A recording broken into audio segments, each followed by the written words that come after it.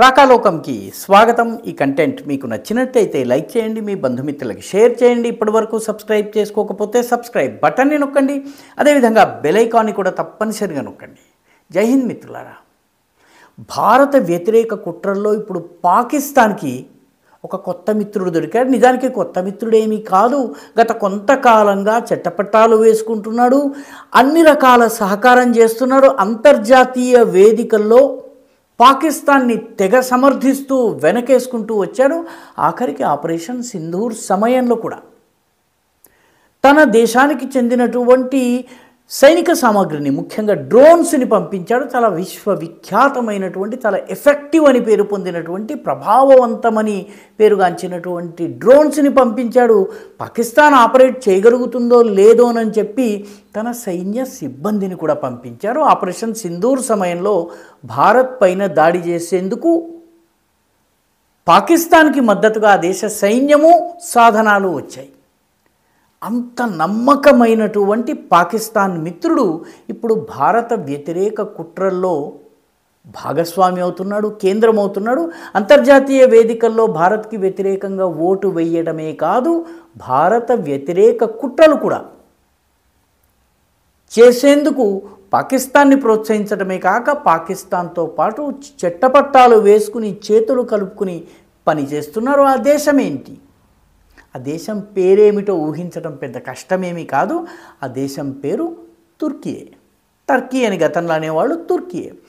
తుర్కియే ఒక ఇస్లామిక్ దేశంగా మారి అక్కడ ఇస్లామిక్ ప్రభుత్వం వచ్చిన తరువాత కశ్మీర్ విషయంలో మొట్టమొదటి నుంచి కూడాను భారత వ్యతిరేక ధోరణిని టర్కీ అవలంబిస్తూనే వచ్చింది. భారత వ్యతిరేక కూటమిని ఫార్మ్ చేసే ప్రయత్నం చేసింది. మలేషియాని కూడా కలుపుకుని 3 దేశాలు భారత్కి వ్యతిరేకంగా మిగతా ఇస్లామిక్ దేశాలని కలిపే ప్రయత్నం చేశాయి. అయితే మిగతా 54 ఇస్లామిక్ దేశాలు వెంట రాలేదు, సమర్థించలేదు.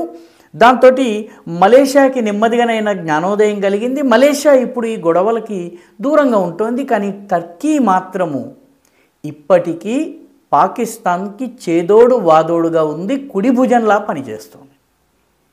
టర్కీకి పాకిస్తాన్ కుడి భుజమా, పాకిస్తాన్కి టర్కీ కుడి భుజమా తెలియడం లేదు. కానీ భారత్ విషయానికి వస్తే పాకిస్తాన్కి సాయం చేయడంలో టర్కీ మొదటి నుంచి ముందుంటుంది. ఐఎస్ఐ, పాకిస్తాన్ యొక్క గూఢచారి సంస్థ అయినటువంటి ISI, inter service intelligence, Pakistan యొక్క ఆర్మీ, మిగతా అన్నిటి యొక్క 3 భాగాలకు సంబంధించి ఆర్మీ, నేవీ, అదేవిధంగా ఎయిర్ ఫోర్స్కి సంబంధించిన సమ్మిళిత గూఢచారి సంస్థ ఐఎస్ఐ మోస్ట్ పవర్ఫుల్. ఈ ఐఎస్ఐ టర్కిష్ గూఢచారి సంస్థ ఎంఐటీతో కలిసి చాలా ఆపరేషన్స్ గతంలో నిర్వహించింది. తాజాగా ఈ సంవత్సరమే పాకిస్తాన్ ఆఫ్ఘనిస్తాన్ బార్డర్లో టర్కీ నుంచి పారిపోయి వెళ్ళి ఐఎస్ఐఎస్ కోసం పనిచేస్తూ టర్కీ ప్రయోజనాలకి వ్యతిరేకంగా పనిచేస్తున్నటువంటి ఒక వ్యక్తిని పాకిస్తాన్ పట్టించింది. అతని పేరు అబూ యాసిర్ అల్ తుర్కియే. ఇతనికి వేరే టర్కిష్ నేమ్ కూడా ఉంది. కానీ ఇతను అబూ యాసిర్ అల్ తుర్కియే అనేటువంటి పేరుతో పాకిస్తాన్ ఆఫ్ఘనిస్తాన్ బార్డర్లో ఐసిస్ని ఫార్మ్ చేసి దాంతో అటు పాకిస్తాన్ని ఇబ్బంది పెట్టేటటువంటి ప్రయత్నం చేశాడు. టర్కీకి కూడా ఇతను శత్రువు కాబట్టి ఇతన్ని జాయింట్ ఆపరేషన్ నిర్వహించి అరెస్ట్ చేసి టర్కీకి పంపించారు.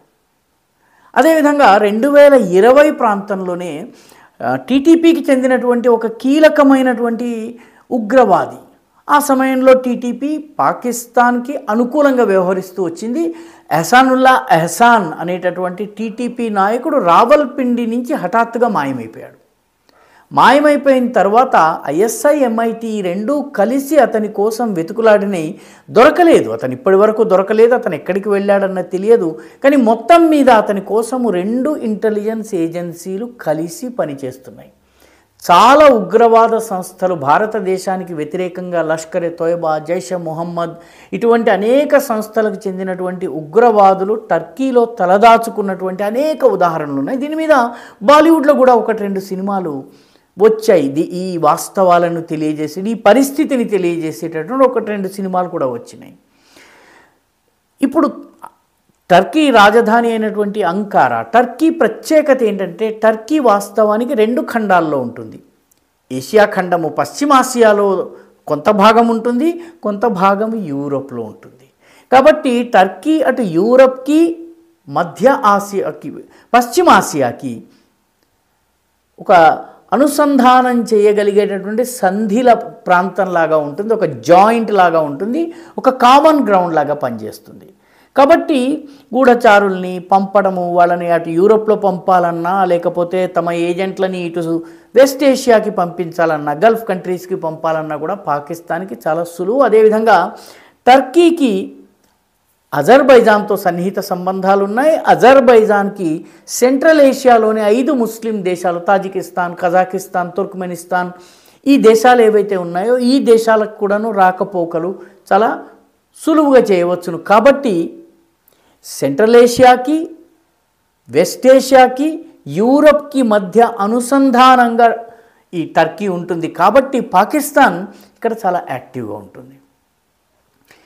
ఇటీవల మన దేశంలో జైషే మొహమ్మద్ ఉగ్రవాదులైనటువంటి వైట్ కోట్ టెర్రరిస్టులు, డాక్టర్లుగా చలామణి అవుతున్నటువంటి టెర్రరిస్టులు అల్ఫలా యూనివర్సిటీ, ఢిల్లీకి కొద్ది దూరంలో ఉన్నటువంటి ఫరీదాబాద్ కేంద్రంలో ధౌజ్ అనేటటువంటి గ్రామం కేంద్రంగా ఉన్నటువంటి అల్ఫలా యూనివర్సిటీలోని డాక్టర్స్ ఢిల్లీ ఎర్రకోట పేలుడుతో వీళ్ళకి సంబంధం ఉంది. దేశవ్యాప్తంగా కూడా పేలుళ్ళు నిర్వహించాలని పథకం వేశారు.